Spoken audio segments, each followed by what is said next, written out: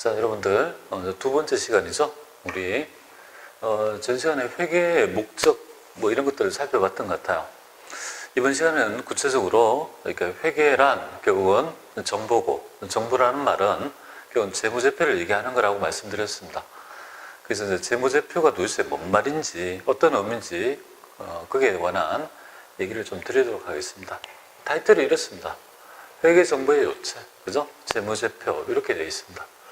이 재무제표는 외부 정보 이용자한테 그죠? 기업 실태에 관한 정보를 전달하는 핵심적인 재무보고 수단이고 그 종류가 5개다 이렇게 얘기했습니다. 5개입니다. 여기 이제 재무제표는 5개다 이렇게 말씀드렸죠, 그죠? 5개, 5종이다. 그 재무제표는 누가 작성 책임이 있습니까? 경영자가 작성 책임이 있다 이렇게 보시면 됩니다. 5개를 일단 여러분이 알아야 돼요. 5개 한번 보도록 하겠습니다. 5개는 뭐냐면 일단은 재무상태표, 그 다음에 손익계산서, 그러니까 포괄 손익계산서, 그 다음에 자본변동표, 현금흐름표, 그 다음에 주석, 이렇게 5가지가 재무제표라는 걸 알아야 됩니다. 이 내용을 세부적으로 우리는 어떻게 정보를 만드는지, 표시하는 방법이랄지 이런 것들을 우리가 배워야 되는 거예요.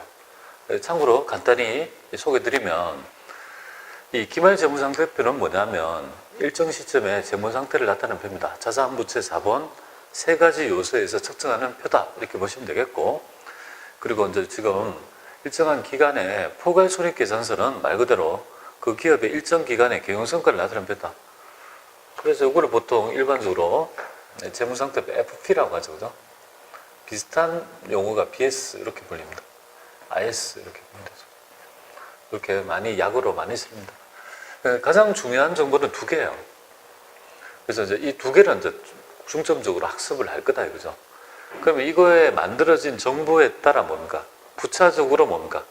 이 자본의 변동이 나타나는 표를 만들 것이고 일정 기간에 현금의 흐름을 나타내는 표가 있습니다. 그리고 여기에서 담을 수 없는, 그러니까 보통 우리 재무정보는 숫자 정보죠, 그죠? 숫자 정보니까 거기에서 나타낼 수 없는 항목은요, 주석이라는 걸 통해서 뭔가 세부적으로 알리고 있습니다. 주석은 뒤에서 배우게 될 건데요, 그 숫자 정보를 조금 더 뭡니까? 이해하기 편하도록 보충하는 설명문 정도로 생각하시면 좋을 것 같습니다.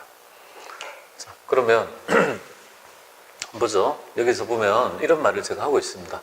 어떤 분은 뭐 대차제표라고 쓰면 안 됩니까? 이렇게 얘기하는데요. 우리 기존서에는 꼭 이거를 재무상태표를 꼭 대차제표라고 써야 되는, 그러니까 재무상태표라고 쓰라고 할 필요가 없습니다. 그래서 재무제표의 명칭이 아닌 다른 명칭도 사용할 수 있고요. 그래서 이거를 대차제표라는 명칭을 사용도 할 수 있다 이렇게 보면 돼요. 그러나 일반적이지 않습니다. 일반적으로는요, 재무상태표라고 하는 게 일반적이다 이렇게 보시면 됩니다. 여기서 이제 알아야 될 점이 뭐냐면 재무제표가 아닌 거, 이런 거, 그죠? 그래서 제조기업은 제조원가를 나중에 만들게 되거든요.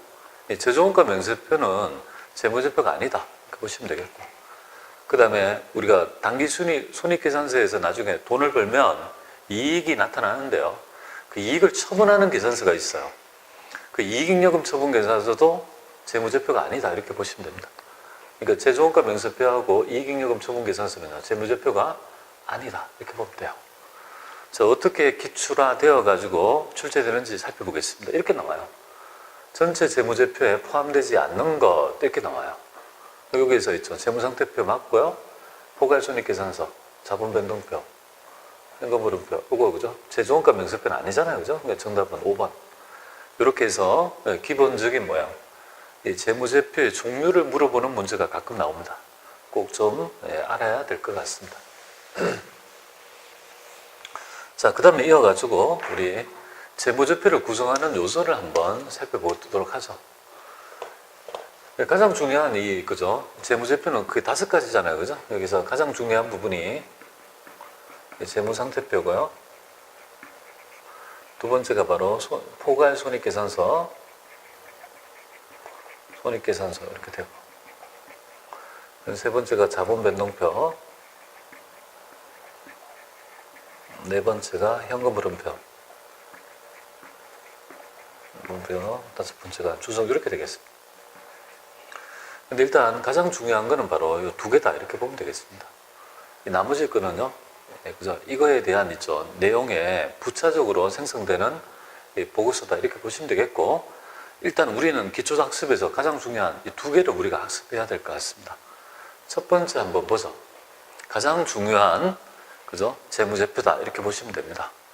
이 재무상태표라는 걸 먼저 배워야 돼요. 재무상태표는 일단은 여기서 알아야 될 점이 바로 시점이 되겠습니다. 일정 시점. 여기 이제 키워드 됩니다. 키워드. 그러다 보니까 위쪽에 보면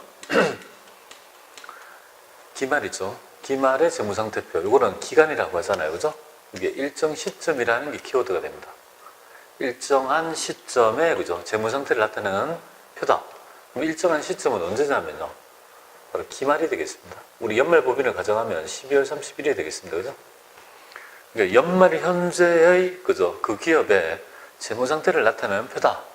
그리고 이거를 그죠? 어떤 스탁이다 해서 이렇게 정태적이란 말로도 표현합니다. 정태적 보고서를 재무 상태표라 한다. 이렇게 되어 있습니다. 그래서 이거를 그죠? 약어를 좀 알아주시면 좋겠습니다. FP라고 하는데요. Financial Position이라고 합니다. 그죠? FP라고 얘기하면 재무 상태표다. 이거는 밸런스 시트거든요. 이 말이 비슷한데 이거는 대차 대조표라고 그럽니다. 아직도 대차 대조표라고 표기하는 기업이 있습니다. 그래서 뭐 그런 것들을 좀 그죠? 참고하시고요. 이거에 대한 구성 요소는요. 바로 자산, 부채, 자본이다. 이걸 알아야 될 것 같습니다. 자산, 부채, 자본. 이 세 가지가 뭡니까? 구성 요소고, 일단은 구성 요소에 있죠. 정의를 좀 알아야 될 것 같습니다. 자, 정의에 있죠. 회계 기준에서 얘기하고 있는 정의는 이렇습니다. 자산, 부채, 자본이라고 이렇게 정의되고 있죠. 근데 여러분이 여기서 알아야 될 점은 우리는 말이죠. 학습을 할 때 자산, 부채, 정보의 요체인 자산, 부채, 자본의 정의를 익힐 때 이 여기 강학 교수님들이 있죠. 정의를 내렸던 이 핵심적인 있죠. 이 용어를 다 외워서 알면 좋으나 그게 현실적으로 좀 어려워요.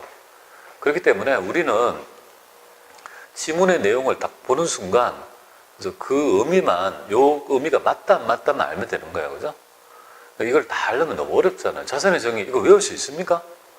과거의 사건의 결과로 기업이 현재 통제하고 있고 그 자원을 통해서 미래 경제적 효익에 유입이 기대되는 자원, 이게 안 된다고요. 부채. 과거의 사건의 결과로서 현재 기업이 뭡니까?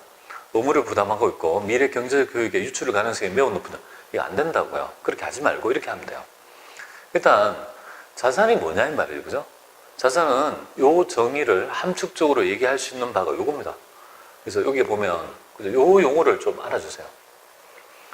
이 용어가 그죠? 우리 여기 말하는 정의를 대변해 줄 수 있는 약간의 완충적인 그런 개념은 될 것 같습니다. 자산은 재산이다 이렇게 생각하면 돼요.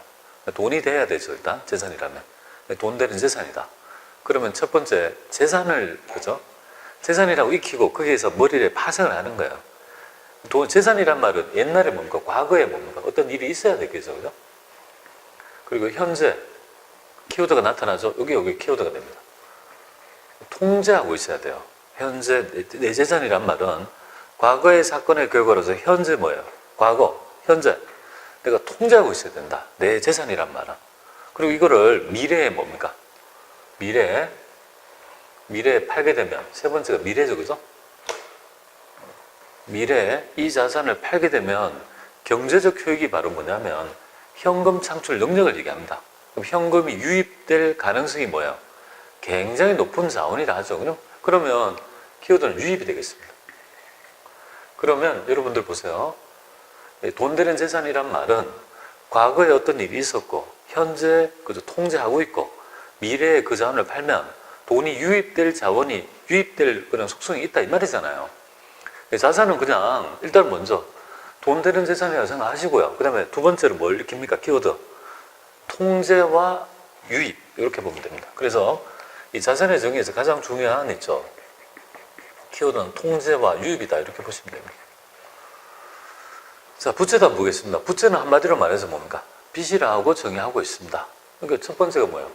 과거 어떤 일이 있었고 현재 기업 실체가 그 의무를 부담하고 있고, 세 번째 미래에 뭔가 경제적 자원의 유출을 하고 뭡니까?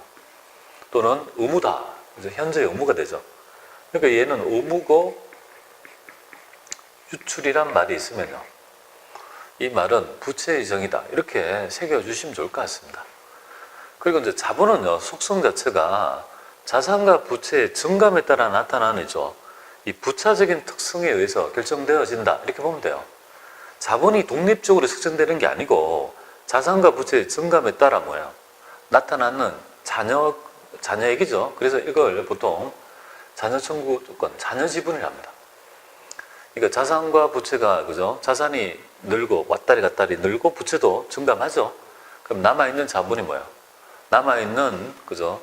금액이 바로 자본이라는 걸로 측정이 된다. 그래서 굉장히 뭐야? 이게 그죠?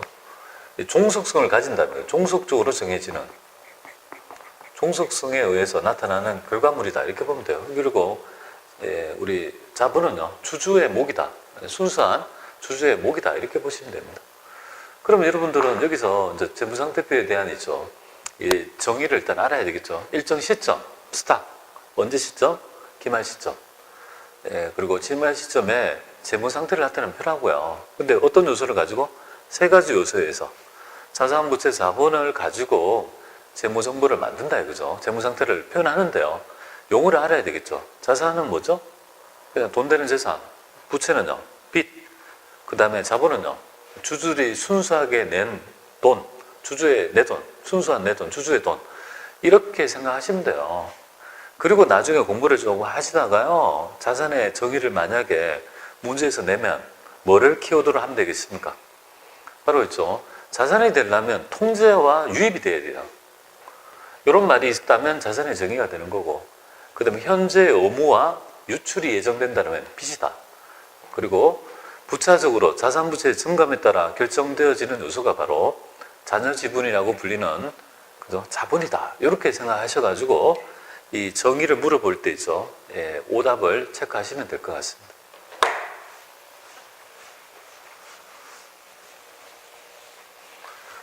자, 그 다음에 우리 보죠. 그 다음에 이제 재무상태표 등식이라고 하죠. 그죠? 자, 그러면 재무상태표 등식은 딴 게 아니고 자산은 부채 플러스 자본이란 말인데, 혹은 자산을 뭡니까? 이렇게 부채를 이쪽으로 치환하면, 넘기면 자산 빼기 부채는 자본이란 말인데, 이 등식법을 그죠? 이 예제를 통해서 이해를 한번 해보도록 하겠습니다. 한번 보죠. 자, 예제를 한번 보죠. 홍길동 씨가요, 아파트가 구입하려고 해요. 아파트. 근데 홍길동 씨가 가지고 있는 돈은 1억밖에 없어요. 근데 멋진 아파트가 있는 거야. 그래서 그 아파트를 사려고, 그죠? 내려가지고, 그 아파트에 도착해서 내려가지고, 그 아파트의 주인한테 물어봅니다. 이 아파트 얼마예요? 라고 물어보니까, 이 아파트의 가격은 1억 5천이래요. 근데 이 아파트가 너무 마음에 드는 거야. 근데 내가 가지고 있는 돈은요, 1억밖에 없어요. 그러니까 어쩔 수 없이 홍길동 씨는 어떻게 하겠습니까? 당연히, 그죠? 은행에다가 돈을 5천만 원 구워서 샀다 가정합니다. 자, 거래 결과는 그렇게 일어났어요. 그러면 이거를 우리 재무상태표의 등식법에 따라 이걸 나타내 보죠. 그러면 어떻게 되냐면 자산은 얼마가 되겠습니까? 자산은 돈 되는 나의 재산이죠. 아파트 1억 5천이다. 그러면 요 1억 5천은 도대체 어떻게 샀냐 이 말이잖아요. 순수한 내 돈, 자본은 얼마일까요? 1억. 그 은행에 돈 꾼 거는요, 1억 5천. 이렇게 될 거예요. 자, 그거를 등식법으로 나타나면 자산은 어떻게 됩니까? 자산은 1억 5천인데 이꼬르. 부채는요? 바로 그죠? 부채는 요 금액이 뭔가? 부채는 이렇게 되죠. 그죠? 이 결과가 뭔가 부채 5천만 원, 자본 1억으로 구성되어 있다는 걸 밝히는 거죠. 그래서 재무상태표 등식법이라는데, 등식법이라고 뭐 공식이다 이렇게 생각하지 말고 그냥 자산은 뭐야? 그 자산은 자산의 구성 내역정에 보면 부채도 있고 자본도 있다. 그 두 개 함께가 바로 자산이라는 걸 여러분이 알아주시면 좋겠습니다. 자, 이 등식법은 꼭 알아야 되겠죠, 그죠? 자, 그걸 이해하고 여기에 있는 있죠. 얘기를 한번, 그죠? 이론 문제 한번 살펴보도록 하겠습니다. 자, 자산, 부채, 자본에 관한 설명으로 옳지 않는 것, 이렇게 옳지 않는 것. 틀린 거를 찾아봐라 이거죠. 그럼 자산이라고 나와요. 자산이라고 언급하면 자산이라면 뚜루룩하고 통제가 나오고 뭡니까? 유입이 나와야 되잖아요. 그러면 요거는 맞다 이렇게 맞잖아요. 그죠? 맞다 이 말이에요. 자산의 정의를 언급하면서 가장 대표적 개념이 두 개가 나타나지 않습니까? 그럼 부채를 언급하면요. 유출되면서 이행할 수 있는 과거의 의무, 그 다음에 유출 이런 말이 있다. 그죠? 유출됨으로써 이행하게 될 그 과거의 의무다. 근데 여기에서 이제 알아야 될 점은 우리가 의무는 나중에 그죠? 의무입니까? 자, 부채란 말은 미래에 갚아야 될 의무죠. 그죠? 현재 의무를 부담하고, 그죠? 여기 이행하게 될 기업이 갖는 자원의 기업으로부터 유출됨으로써 이행하게 될 기대되는 뭡니까? 그거는 뭡니까? 과거가 아니고 뭡니까? 지금 뭡니까? 현재 의무다. 그죠? 현재 의무라는 점을 아시면 좋겠습니다. 부채의 정의가 그렇게 해서 나타나서 과거의 사건의 결과로서 기업이 현재 의무를 부담하고 있고, 현재 의무죠? 그리고 미래에 뭡니까? 이걸 갚기 위해서는 경제적 효익의 유출 가능성이 매우 높은 자원이라고 정의하지 않습니까? 그래서 이거를 과거의 의무라는 건 잘못된 거다. 이렇게 보시면 됩니다. 여기 한번 보겠습니다. 자본은, 이건 틀렸고요. 자본은 기업의 자산에서 부채를 차감한 자녀 지분이다. 이거 맞고요. 네 번째, 이 자본은 나중에 좀 배우게 될 겁니다. 자본의 종류가 5가지로 구분하거든요. 일반 기업 기준에서는요, 뭐 자본하고 잉여금하고 처분에 따른 적립금 등으로 구분해서 표시할 수 있습니다. 이거는 뒤쪽에서 배우게 되는데 일단은 맞다라고 가정해서 넘어가겠습니다. 자, 그 다음에 자산이 갖는 경제적 효익이란, 미래 경제적 효익이란, 뭐 쉽게 말하면 현금 창출 능력이죠. 미래 현금 및 현금성 자산의 기업에 유입에 기대하게 될 잠재력을 얘기한다. 맞습니다. 이것도 맞다, 그죠? 그러니까 정답은 뭡니까? 2번, 이렇게 됩니다. 2번 문제가 바로 있죠. 여기에 대한 정확한 개념을 물어보는 문제니까요. 꼭 좀 챙겨보시면 좋을 것 같습니다. 이렇게 해서 됐고요. 그 다음 문제 한번 보죠. 넘쳐. 그리고 요 얘기는요, 여기 지금 뭐 자본이랄지 이런 건 아직 배울 단계가 아니에요. 이 부분에 대한 기출 문제를 뽑다 보니까 여기에 해당이 돼서 그렇죠.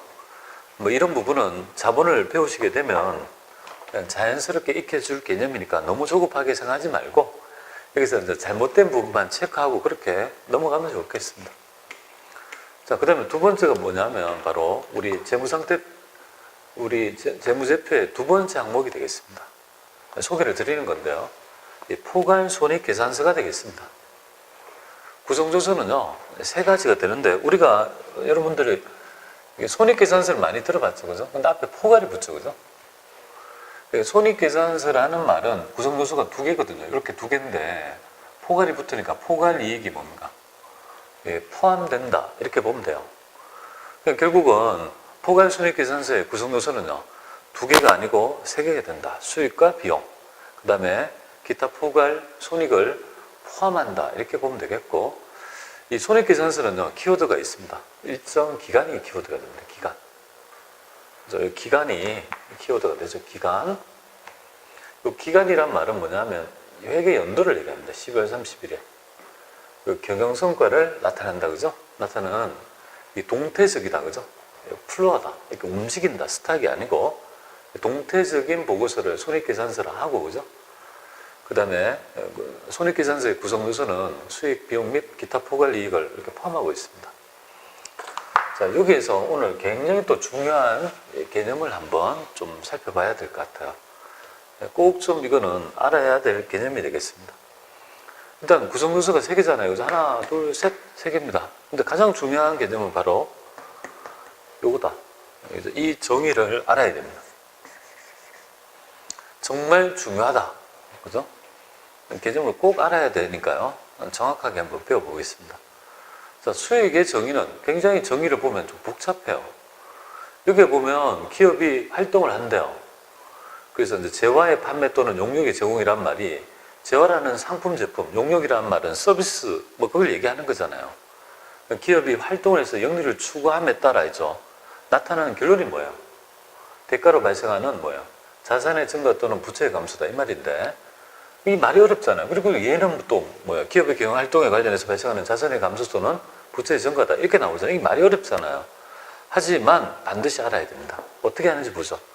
일단 수익은 번 돈이라고 일단 생각하세요. 번 돈. 돈을 벌었다. 이렇게 생각하면 돼요. 그럼 비용은 뭐가 되겠습니까? 그러면 쉽게 생각하면 비용은 쓴 거예요. 그러니까 쓴 돈이라고 일단 생각하면 조금 편하겠습니다. 그리고 약간 있죠. 여기서 응용을 좀 해보도록 하겠습니다. 우리는 수익과 비용이, 즉 돈을 벌었다는 부분이 과연 우리 재무상태를 구성하는 요소 있잖아요. 그 세 개가 바로 재무상태를 구성하는 요소잖아요. 그죠? 재무상태의 구성요소, 즉 자산부채 자본에 어떠한 영향을 미치는지 좀 알아야 될 것 같습니다. 요거를, 그죠? 미치는 영향을 아는 게 굉장히 중요해요. 자, 예를 들어 봅니다. 자, 돈을 벌었대요. 수익이래요. 그죠? 그럼 돈을 벌었다는 말은 결국은 자산이 어떻게 되겠습니까? 자산이 어떻게 되죠? 당연히 재산이 늘어났잖아요. 그러면 자산이 뭐야? 당연히 자산이 증가할 거다. 그죠?